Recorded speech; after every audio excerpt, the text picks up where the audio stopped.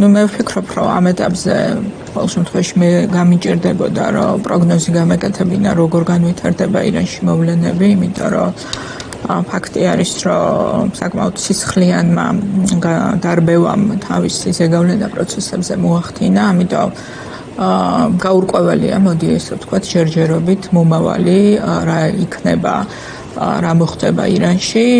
ჩვენ ცხადია, რომ ჩვენი გეოპოლიტიკური მდებარეობიდან გამომდინარე, როგორი რეჟიმიც არ უნდა იყოს ჩვენს მეზობელ სახელმწიფოებში, თუ ისინი უშუალოდ ჩვენს ქვეყანას არ ესხმიან თავს, არ არიან ოკუპანტები, არ ასე ვთქვათ, ილაშქრებენ ჩვენს წინააღმდეგ, ფუნქციური ურთიერთობები გვჭირდება.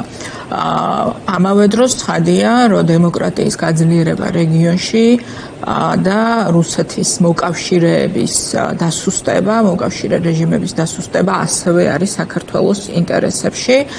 ამიტომ თუ ირანი გახდება იმგვარად განვითარდება მოვლენები ირანში, რომ გახდება უფრო სანდო, ასე ვთქვათ, პარტნიორი დასავლური სამყაროსთვის და რუსეთთან მისია ეს, ასე ვთქვათ, ალიანსი ჩამოიშლება, ცხადია იმ პრინციპით, რომ ჩემი მტრის მეგობარი მეც მიქმნის პრობლემებს, ამ პრინციპით ჩვენ რა თქმა უნდა გაგვიძლიერდება საგრძნობლად პოზიციები, ისევე როგორც ნებისმიერი გამარჯვება დემოკრატიული პროცესის დღეს არა მხოლოდ რეგიონში, არამედ საერთოდ ვფიქრობ სოფლიოში არის ძალიან დიდი რაღაც სტიმული ხო ყველასთვის, მაგრამ ნახოთ როგორ განვითარდება ეს ვითარება, ცხადია რომ ეს შეცვლის თუ შეიცვალა, ასე ვთქვათ, გეოპოლიტიკური ვითარება ძალიან დიდი დატვირთვა ექნება ამას მათ შორის ჩვენი რეგიონისთვის იმ თვალსაზრისით, რომ მაგალითად რუსეთს გარდა იმისა, თუ ამას რა ზეგავლენა ექნება ნავთობზე, რა ზეგავლენა ექნება რუსეთის სამხედრო წარმოების შესაძლებლობებზე და სხვა,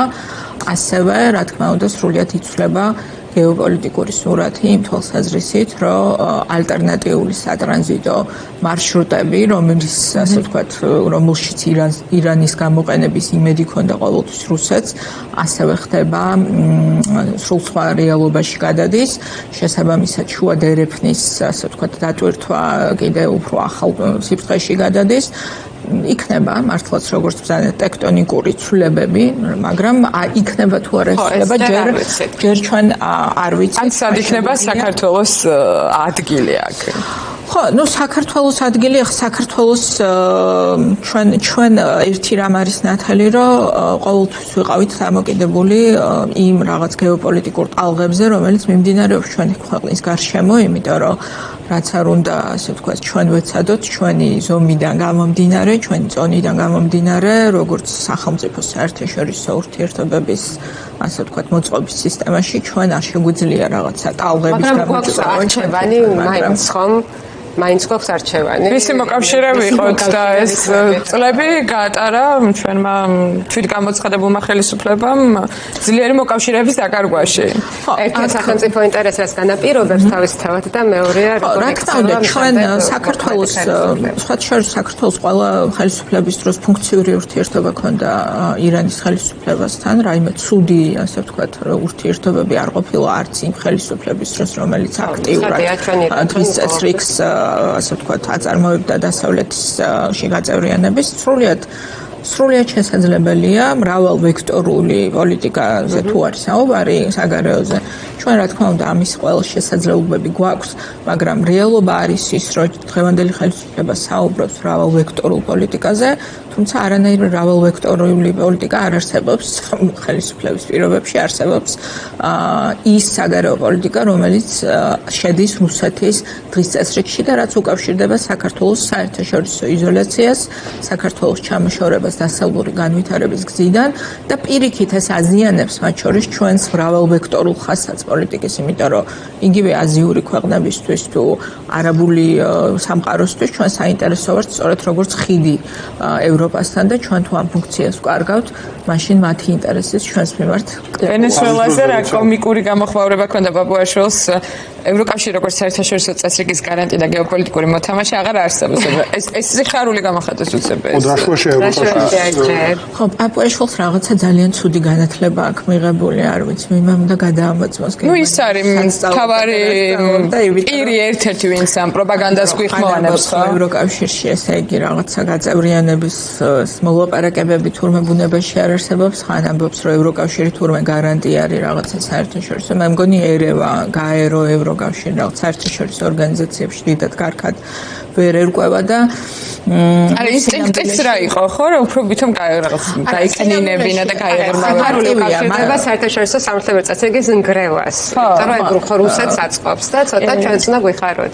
მე მგონი ეს მათ ამ შემთხვევაში ყველა მსგავსი თავდასხმა უბრალოდ ძალიან გამოკვეთილი არის დღეს რა არის ქართული ოცნების ამოცანა და ეს არის გარკვეულწილად ასე ვთქვა დემონიზება ევროკავშირის, იმიტომ რომ ისინი არაფერ კარგს არ ელოდებიან ევროკავშირისგან, იმიტომ რომ თუ შეხედავთ ჯერ ერთ ძალიან შინიათ ტრამპის ადმინისტრაციაზე მაინც რაღაც ოფიციალურად მათი ვიღაც პროპაგანდისტები და გვერდიდან რაღაცა უთხრებებს ლაპარაკობენ, მაგრამ ოფიციალური ხაზი ყოველ შემთხვევაში მათ საკმაოდ ფრთხილი აქვთ.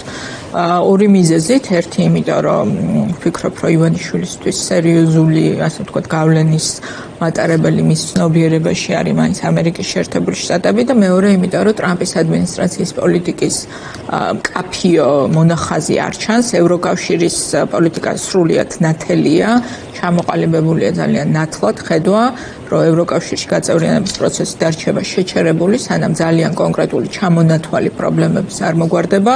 ქართულ ოცნებას არანაირი სურვილი არ აქვს, რომ ეს პრობლემები მოაგვაროს, ამიტომ რჩება მას დღის წესრიგში არაფერი გარდა იმისა, რომ ევროკავშირი უანძღოს და თავს დაესხას და გარდა ამისა, რა თქმა უნდა, ასევე რუსეთისთვის ეს ძალიან მნიშვნელოვანია, იმიტომ რომ აი 20 რამე პრინციპში რო შეხედო ძალიან ცოტა ისეთი უსიამოვნო შეგრძნებაა რომ შევხედოთ ჩვენი დამოუკიდებლობის ისტორიის უკვე ნახევარი ჯერ არა, მაგრამ მალე შეიძლება მივიდეს ქართული ოცნება მართავს ამ ქვეყანას, მათ შორის ველური ანტიდასავლური პოლიტიკა აქვს პირდაპირ ხელისუფლებას, ხო? და მიუხედავად ამისა, საზოგადოებრივი განწყობა ვერ შეცვალეს იმგვარად, რომ საქართველოს მოქალაქეების დიდი უმრავლესობა ისევ რჩება ერთგული ევროპული არჩევანის და მე ვფიქრობ, რომ ამის შეცვლა უნდა ყველაზე უფრო და ამიტომ არის, რომ ყველაფერი ნეგატიური, ყველა ნეგატიური მოვლენა, ასე ვთქვათ, უკავშირდება ევროკავშირს, მათ შორის ამაში ჩნდება დღევანდელი თავდასხმა გერმანიის ელჩზე, რომელიც ასევე ველური რუსული, ასე ვთქვათ, რუსეთში დაწერილი პროპაგანდისტური თავდასხმაა, რომ ყველანაირი არეულობა, სადაც ეს არ უნდა ხდებოდეს, რაც არ უნდა ხდებოდეს, ვისი ბრალითაც არ უნდა ხდებოდეს, რაღაცნაირად უნდა დაუკავშირო ევროკავშირს. ნუ იმედი მაქვს, რომ ჩვენ საზოგადოება მიხვდა. აი მაყურებელს გააკეთონ ბრაზის ესეც გამოიწვევს. რო ავუხსნათ გასაჯაროებული შეხვედრა, რაღაცა გადაფუთეს ვითომ რაღაც საიდუმლო შეხვედრა. ელჩმა გამოქვეყნა ფოტო, სადაც ხვდება ადამიანებს, ელჩმა გამოქვეყნა თვითონ ფოტო. და ამაზე თქოს რომ ეს ხო საიდუმლო შეხვედრა, საიდუმლო ფოტოები ქონდა. და მთელი კონსპირაციები მოაყოლეს, რას ახალისებდნენ, რაღაც ირანის სცენარი, რას ნიშნავს ირანის სცენარი? წარმოუდგენელი რამეა, მაგრამ ძალიან იაფასიანია ეს პროპაგანდა და ვისაც წამოედება და რაღაც ალაპარაკოს მისცემს, აი როგორც იმას გვიყვებიან, რომ ცხოვრება გაიაფთა, რომ დაურიგეს ხო ეს გზავნილები 250 ლარით გაიაფებულ, არ ვიცი, ვინ იგრძნო ეს გაიაფება, მაგრამ ამ ჟანრშია ესეც, ზუსტად ამ ჟანრშია. მათ შორის მე ვფიქრობ, რომ შეიძლება კარგია, როდესაც უკვე ესეთ აბსურდში გადადის სამთავრობო პროპაგანდა, იმიტომ რომ აი ახლა ამისი პროპაგანდით მოტყუება ადამიანის, რომ პროდუქცია გაიაფთა, როდესაც ეს ადამიანი ყოველდღე მაღაზიაში დადის, ცოტა რთულია. ხა გლობალური ომის პარტია შეიძლება მოიგონო და მაგრამ ვფიქრობ, რომ ეს რაღაცა პროპაგანდის რაღაცა ველი, რაც უფრო ფართოვდება და შედის მათ შორის ძალიან მარტივ საყოფა ცხოვრებო გამოწვევებზე, რომელსაც დღეს აწყდება საქართველოს ყველა მოქალაქე, ვფიქრობ, რომ საზოგადოება ალბათ უფრო გამოფხიზლდება ის ნაწილი, რომელიც ამ პროპაგანდას კიდე ექვემდებარება და მიხვდება, რომ ისეთივე ტყუილია ყველაფერი სხვა, როგორი ტყუილიც არის ის, რომ მაგალითად პროდუქცია გაიაფთა, როდესაც მათ ამას სამთავრობო პროპაგანდა უმტკიცებს. რა უნდა იყოს ქართული ოპოზიციის შეთავაზება საქართველოს მოქალაქეებისათვის ახლა ამ ცვალებად მსოფლიოში. ჩვენ ვხედავთ, რა სწრაფად იცვლება ბევრი რამ, გარემოებები ძალიან აქტიური არის საერთაშორისო პროცესი, ალბათ 90-იანი წლების შემდგომ, როდესაც საბჭოთა კავშირი იშლებოდა და ახალი სახელმწიფოები ჩნდებოდა და დიდი ცვლილებები ხდებოდა, ხო? ასეთი აქტიური არასდროს არ ყოფილა. ეხლა ყალიბდება ის ახალი მსოფლიო წესრიგი. რა უნდა შესთავაზოს ოპოზიციამ ქართველ ამორჩეველს? რომ იყოს საქართველოს მომავალი გარანტირებული, მშვიდობიანი და წარმატებული. მათ შორის რუსეთთან ურთიერთობა. მათ შორის რუსეთთან ურთიერთობის კუთხე. ხო, მე ვფიქრობ, რომ არანაირ სხვა შეთავაზება დღეს არც ოპოზიციას და არავის, ვისაც აქ ამ ქვეყნის ეროვნული ინტერესების დღის წესრიგში არ შეიძლება ჰქონდეს გარდა იმისა, რომ ეს ქვეყანა ძალიან სწრაფად უნდა გაწევრიანდეს ევროკავშირში და ამიტომ არის არ ვიცი სახელმწიფო დანაშაული და მე არ ვიცი ახლა ამაზე უნდა ვიმსჯელოთ ალბათ, მაგრამ მე აუცილებლად ვიქნები მომხრე, როდესაც დადგება ის დღე, ის დრო, როდესაც ხელისუფლება შეიცვლება, რომ სამართლებრივი პასუხისმგებლობის დაკისრებაც მოხდეს იმ ხალხისთვის, ვინც ევროკავშირში გაწევრიანებას ამ ქვეყნის შეუშალა ხელი გამიზნულა და ვინც პოლიტიკურ და სახელმწიფო თანამდებობებზე იმყოფებოდა ამ დროს და ამისთვის პირიქით, ხო? ანუ კონსტიტუცია დაარღვია და ეს არის სწორედ შესაბამისი, ვფიქრობ, საფუძველი, რომელზეც ჩვენ აუცილებლად რეაგირება მომავალში პოლიტიკურად და სამართლებრივადაც უნდა განვახორციელოთ, იმიტომ რომ ის, რასაც დღეს ქართული ოცნება აკეთებს, როდესაც ჩვენ გვართმევს ამ შანსს, ეს არის აი სწორედ თქვენ რო ბრძანეთ, რომ რაღაცა გადანაწილება შეიძლება კიდე მოხდეს და რაღაცა ლაგდება ახლებურად, ხო, ევროპის კონტინენტზე, მათ შორის უსაფრთხოების თემები, აი აქ საქართველოს ევროპის მიღმა დატოვება ეს არის მართლა დანაშაული. მithumetes თუ უკრაინის სწრაფად გაწევრიანება მოხერხდა, რაც არის ახლა დისკუსიის საგანია. პირველ რიგში, იმიტომ რომ მე ხშირად მithქვამს, მაგრამ უნდა გავიმეორო, რომ არა სამწუხარო რეალობა, მაგრამ რომ არა რუსეთის თავდასხმა უკრაინაზე, ორი რამ არ მოხდებოდა ევროპის რეალობაში. ორი რამ, რაზეც ჩვენ ძალიან აქტიური პოზიციონირება ჰქონდა რუსეთ-უკრაინის ომამდეც, მაგრამ სამწუხაროდ ეს დღის წესრიგში ვერ დგებოდა. ერთი ეს იყო ევროკავშირის გაფართოვება, რომ მიეღო ისეთი ქვეყნები, როგორც არის საქართველო და უკრაინა და მხოლოდ ომი გახდა ამისი საფუძველი, რომ ეს გეოპოლიტიკური შესაძლებლობის ფანჯარა გახსნილიყო და პირდაპირ ვამბობ, რომ ეს ომი რო არ მომხდარიყო, ჩვენ შეიძლება არასდროს უარა ძალიან დიდხანს საერთოდ არც არავის არ ეთქვა ჩვენთვის, რომ კარი ღია ევროკავშირში გაწევრიანებისთვის და ამიტომ მინდა რომ საზოგადოებამ გაიაზროს, რამდენად უნიკალური შესაძლებლობა არის ეს და მეორე, ის რაც მოხდა რუსეთ-უკრაინის ომის შედეგად და ამერიკის შეერთებულ შტატებში ახალი საგარეო უსაფრთხოების მიმართულებით მე არ ვიტყოდი, რომ ეს მხოლოდ ტრამპის ადმინისტრაციის, ასე ვთქვათ, მიდგომა, იმიტომ რომ მე ვფიქრობ, რომ ის რომ ამერიკის შეერთებული შტატების მოლოდინი იქნება, რომ ევროკავშირმა თავად უნდა იზრუნოს საკუთარ უსაფრთხოებაზე, ეს არის ძალიან გრძელვადიანი, ასე ვთქვათ, ტრენდი უკვე, რომელიც არ შეიცვლება, იმიტომ რომ მათ შორის ამას ამერიკა არის დემოკრატიული ქვეყანა, დემოკრატიულ ქვეყანაში მათ შორის განწყობა საზოგადოების არის მნიშვნელოვანი და მე არ მაქვს პირდაპირ ვამბობ მოლოდინი, რომ ამერიკა როდესმე დაუბრუნდება უახლოეს მომავალში იმ პოზიციებს, რომელზეც იყო მანამდე, ანუ ევროკავშირს მოუწია ფაქტიურად უსაფრთხოების მოთამაშედ გახდომა, იმიტომ რომ მათ ეს პირდაპირ თქვათ, რომ არ უნდათ არასდროს, მიუხედავად იმისა, რომ 2008 წლის ომიც იყო ამის ნიშანი და სწორედ მე იცით, რომ მუშაობ ნაშრომზე, რომელიც შეეხება ევროკავშირის ერთიან საგარეო და უსაფრთხოების პოლიტიკას და თავდაცვის პოლიტიკის კომპონენტებს და სწორედ ეს არის, ასე ვთქვათ, ჩემი წიგნის ერთ-ერთი მთავარი თემა, ეს არის საქართველო და უკრაინა და რატო ვერ ისწავლეს საქართველოს გამოცდილებიდან საკმარისად გაკვეთილი, რატო გახდა აუცილებელი უკრაინაში შეჭრა და შემდეგ უკვე ამერიკის პოლიტიკაში ესეთი ცვლილება, რომ ევროპას დაეწყო სერიოზული მსჯელობა იმაზე, რომ მან საკუთარი უსაფრთხოება თავად უნდა უზრუნველყოს, მაგრამ ეს მსჯელობა არის დაწყებული არა მხოლოდ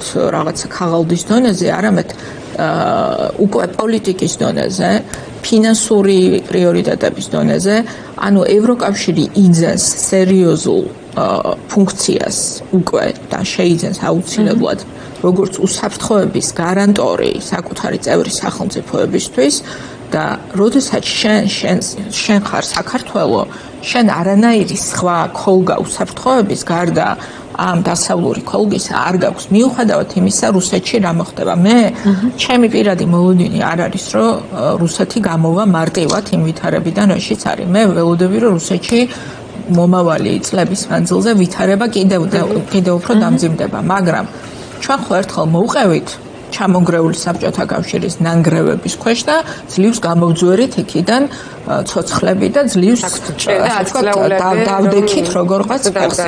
აქ ძალიან მოისუსტებს ოცნების პროპაგანდა. სად არის მათი მულტივექტორულობა, რას გვეუბნებიან დღეს? ამიტომ არიან ესე გასუსულები. ერთადერთი ტრამპთან სადეს რაღაც ვიცით ლობისტური თუ სხვადასხვა მეთოდებით გაჭრა გზის და ესეც არის ამაში ძალიან ესეც ჩაუვარდა ივანიშვილს. მულტივექტორიზმი რას ნიშნავს? რომ აი მე მაგალითად არ მინდა ნატოში გაწევრიანება არ არის რეალისტური და უშუალოდ ხო როგორც ქართული ოცნება ამბობს ევროკავშირზე მე თავად ვამბობ უარს არ მინდა იმიტომ რომ ეს არის რაღაც არა გვეუბნებიან მინდა თან ორი დღეს წინ კიდევ ერთხელ გვითხრეს თან ეგეც აღრევა მან სახელმწიფოებს იქ უთხრეს მე მგონი იმიტომ რომ იქ დასჭირდათ სათქმელად ხო ეს ეგონია რომ იქ რო რამეს ამბობს მე აქ იქ მაგრამ ნუ რეალობა ის არის რომ ჩახსნეს ევროკავშირში გაწევრება ეს და ამის დასაბალანსებლად რას თავაზობენ არ ვიცი აი მაინტერესებს თურქეთთან სამხედრო თანამშრომლობის ან უსაფრთხოების გარანტიებზე შეთანხმების დადება საპირებენ თუ რომელიმე სხვა სახელმწიფოსთან თუ რითი ვინ დაგვიცავს რუსეთისგან რას პასუხობენ ხო არა მხოლოდ რუსეთისგან არამედ აი წარმოვიდგინოთ მე საზოგადოებას მინდა შევახსენო პანდემია რო იყო გამოწვევა რომელიც არის რა თქმა უნდა კრიზისი არის ჯანდაცვის მაგრამ ასევე ანუ საზოგადოებრივი უსაფრთხოების უსერიოზულესი გამოწვევა ვინ იყო ჩვენი რა ვიცი პატრონი ხო ვინ გვეხმარებოდა ვინ მოგცა ჩვენ შესაძლებლობა რომ მეტნაკლებად გამყოლებოდით ხო ამ უზარმაზარ გამოწვევას ანუ ხვალ არ მხოლოდ რუსეთიდან მომდინარე ნებისმიერი სახის კრიზისი რო შეგვექმნას იქნება ეს ეკონომიკური კრიზისი იქნება ეს სხვა სახის კრიზისი მე მაინტერესებს კიდევ ერთხელ ვინ გვეხმარება ვკითხოთ ვინ არის აი სად არის ის მულტივექტორული პოლიტიკის შედეგი სადაც ჩვენ გამზადებული გვაქვს უსაფრთხოების ახალი ზურგი, ეკონომიკური უსაფრთხოების ახალი ზურგი, არ ვიცი, ჰუმანიტარული უსაფრთხოება რო დაგჭირდეს ხვალ. ან სად არის ის ინვესტიციები? არა, პირველად თან. არა, იმიტომ რომ არავინ არ ელაპარაკება, ახლა დავუსში ვინ მიიწვევდა. საერთოდ ვინ არის, რა სტატუსით მიიწვია? სახელმწიფოს ნიშნებს პრობლემა რაში არის იცი, რომ საქართველოს დაკარგა სახელმწიფოს ნიშნები. აი ეს არის ყველაზე დიდი პრობლემა. სახელმწიფოს ჩამოშლაზე ჩვენ რო საუბრობთ, ეს რაღაც აბსტრაქტული ცნებები აღარ არის, ეს ჩვენს გარშემო ხდება.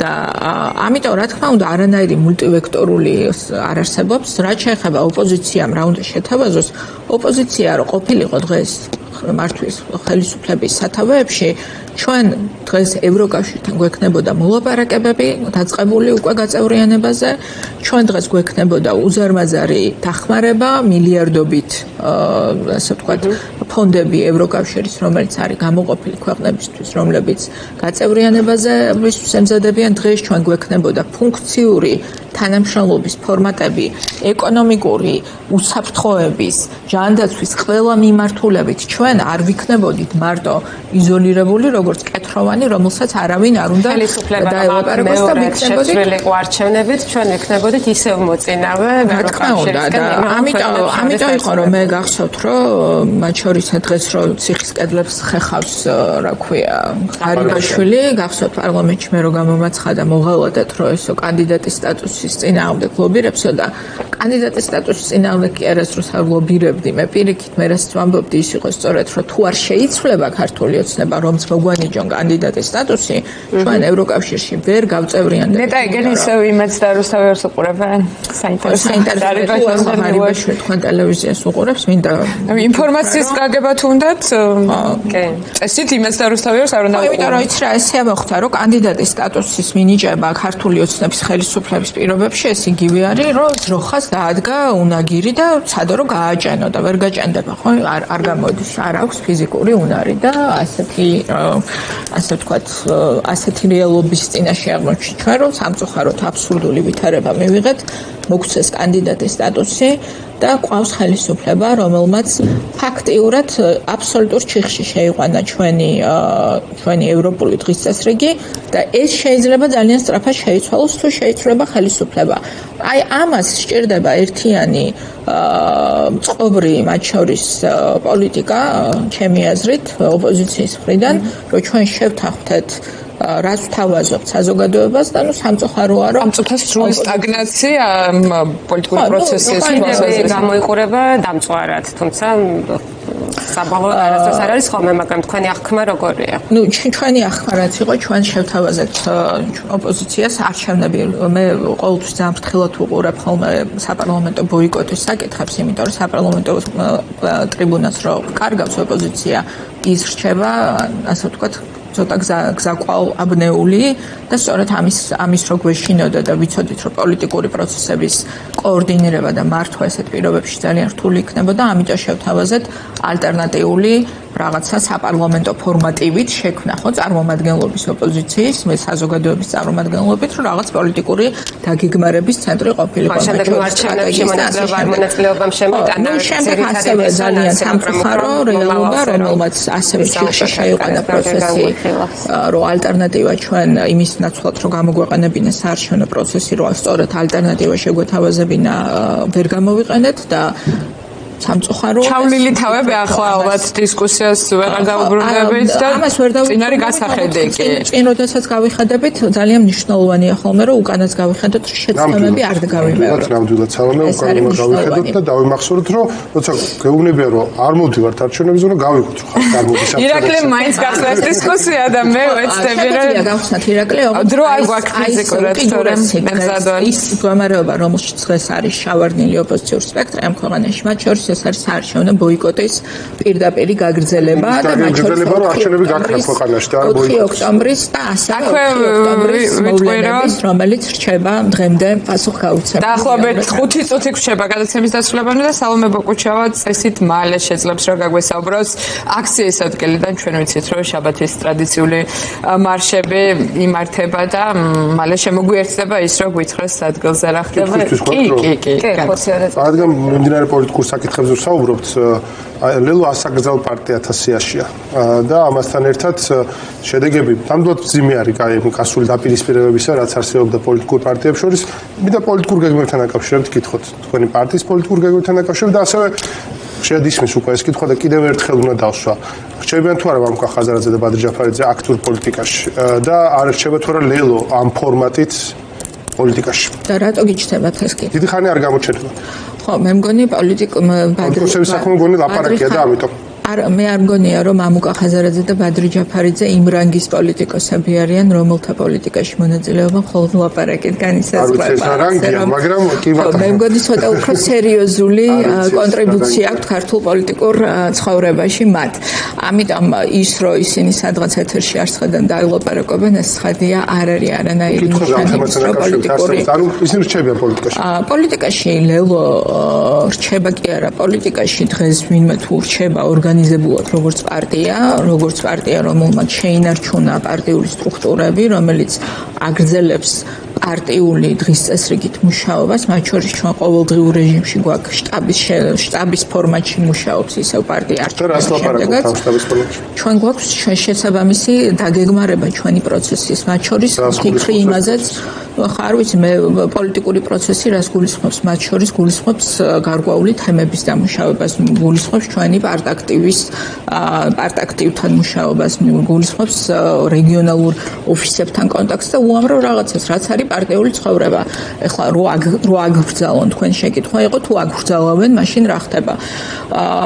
ვერ გეტყვით, ვფიქრობ, რომ ამისთვისაც ჩვენ გვაქვს შესაბამისი დასაგეგმი შესაბამისი პროცესები, მათ შორის იქნება ეს ახალი ფორმატით რაღაცა გადარეგისტრირება თუ სხვა, მაგრამ ამაზე ეხლა საუბარი, ვფიქრობ, რომ ჯერ ადრეა, იმიტომ რომ მე მაინც უფრო მაქვს ისეთი განცდა, რომ ივანიშვილი რაღაცა ასე ვთქვათ, მოსცის რეჟიმშია ამ საკითხთან დაკავშირებით. ანუ არ ვიცი, რამდენად სწრაფად მიიღებს გადაწყვეტილება საკონსტიტუციო, თუ გაწელავს ამ დროს ბოლომდე და ბოლოს მიიღებს, ეს რთული სათქმელია. ჩვენ დღეს ვმუშაობთ პარტია, როგორც ასე ვთქვათ, იმ რეჟიმში, რომელ რეჟიმში მუშაობდით, როდესაც არ არის წინასაარჩევნო და ძალიან დატვირთული პერიოდი, არაფერი ჩვენს ცხოვრებაში ამ თვალსაზრისით ცხადია, რომ არ შეცვლილა და მე მგონი ამიტომ არის სწორედ, რომ აქ საკრძალი პარტიების სიაში შეგვიტანა ბიძინა ივანიშვილმა. გულწრფელად გეკითხებთ, იმიტომ მამუკა ხაზარაძის ბადრიჯაფარის დანაკარგი იქნება ქართული პოლიტიკისათვის, როგორც არ უნდა იყოს განსხვავებული შეხედულებები იმაზე, რა მოხდა გასულ თვეებში, ხო?